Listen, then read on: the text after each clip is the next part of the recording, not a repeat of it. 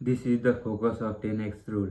You must set targets that are 10 times what you think you want, and then do 10 times what you think it will take to accomplish those targets. Massive thought must be followed by the massive action. There is nothing ordinary about 10x rule. It is simply what it says. It is 10 times the thoughts, 10 times the action of other people. The 10x rule is about pure domination mentality. You never do what others do. You must be willing to do what you want to do, what they won't do, and even take a action that you might deem unreasonable. This domination mentality is not about controlling others. Rather, it's about being a model for others' thought and action. Your mindset and deeds should serve as a gauge by which people can measure themselves. 10x people never approach a target aiming to achieve just that goal. Instead, they are looking to dominate the entire sector and will take unreasonable action in order to do so. If you start any task with a mind towards limiting the potential outcome, you will limit the action necessary to accomplish that very goal. The following is the basic series of mistakes people make when setting out to achieve goal. First, mistargeting. By setting objectives that are too low and don't allow for enough correct motivation. 2. Severely underestimating. Severely underestimating what it will take in a term of action, resources, money and energy to accomplish the target. Spending too much time completing and not enough time dominating the sector. Spending too much time competing and not enough time to dominating this sector, their sector. 4. Underestimating the amount of adversity they will need to overcome in order to actually attain their desired goal. What is 10x rule?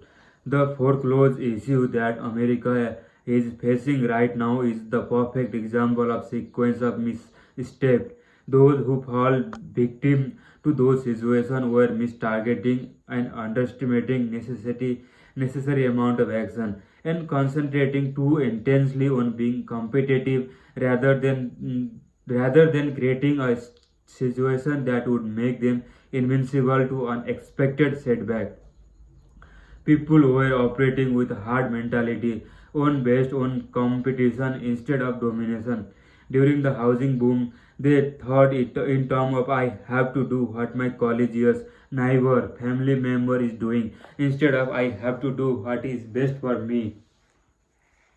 Despite what many people claim or want to believe, the truth is that every person who had negative experience regarding the housing collapses and foreclosure mess did not correctly set his or her goal to survival. The number of foreclosures then impacted people's home values across the country, and when the real estate market crumbled, it negatively impacted everything, affecting even those who weren't playing in the real estate game.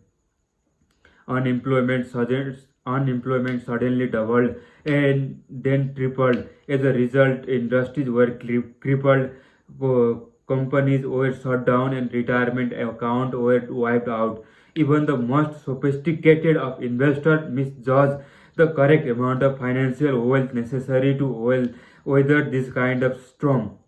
You can blame the banks, the Fed, mortgage broker, timing, bad fortune, or even a God if you like. But the reality of the situation is that every person, including myself, as well as the countless banks, companies, and even entire industries, failed to appropriately assess the situation. When people don't set a 10x goal and therefore fail to operate at a 10x level, they become susceptible to get rich quick phenomena and unplanned changes in the marketplace. If you had occupied yourself with your own action aimed at the aimed at dominating your sector, you probably would not have been battered by this kind of temptation. I know because it helped happen to me. I myself got caught up in this situation because I had not properly set my own target at 10x level and become susceptible to someone else racket. Someone approached me, gained my trust, and claimed to be the able to make me money. If I would only join forces with him or his company, because I didn't have enough skin in my own game, I was drawn in, and he hurt me badly. Had I set my own target properly, I would have been so preoccupied with doing what was necessary to accomplish them that I wouldn't have even had time to meet with this crook. If you look around, you will likely see the humankind by the large tends to set target at super level, subpar level. Many people, in fact, have been programmed to set target and are not even of their own design. We are told that what is considered to be a lot of money, what is rich, poor, or middle class. If we have predetermined notation about what is fair, what is difficult, what is possible, and what is ethical, what is good, what is bad, what is ugly, what tastes good, what looks good, and on and on. So don't assume that your goal setting isn't impinged upon this already established parameter to any goal you set in the going to be difficult to achieve, and you will inevitably be disappointed at some point along the way.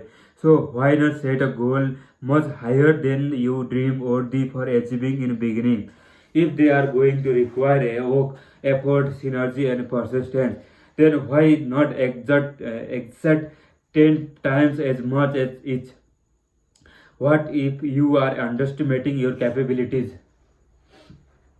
Oh, you might be protesting, but what of the disappointment that comes from setting an unrealistic goal? Take just a few moments to study a history, or even better, simply look back over your life. Chances are that you have more often been disappointed by setting targets that are too low and achieving them, only to be shocked that you still didn't get what you wanted. Another school of thought is that you should not set unrealistic goals because you might compel you to give up when you realize you can't reach them. But wouldn't coming up short on 10x target accomplish more than coming short on the 1/10th of the goal? Let's say that my original aim to was make to $100,000, which I then changed to 1 million. Which of these goals would you rather come up short on? Some people claim that expectation are the reason for unhappiness. However, I can assure you from personal experience that you will suffer greatly by setting subpar target. You simply will not invest the energy, effort, and resources necessary to accommodate an unexpected variable and condition that are certain to occur sometime during the course of the project or even event. Why spend your life making only enough money to end up with not enough money? Why work out in a gym only once in a week just to get sore and never see a change in your body type? Why get merely good at something when you know that marketplace only reward excellence? Why work 8 hours a day at a job where no one recognizes you when you could be superstar and perhaps even run or own the place? All these examples require energy. Only your 10x target really pay off.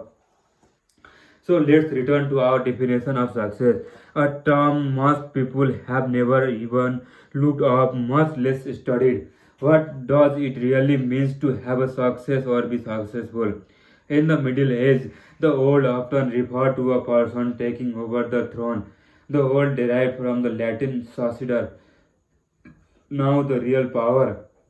Succeed literally means to turn out well or the attain a desired object or end.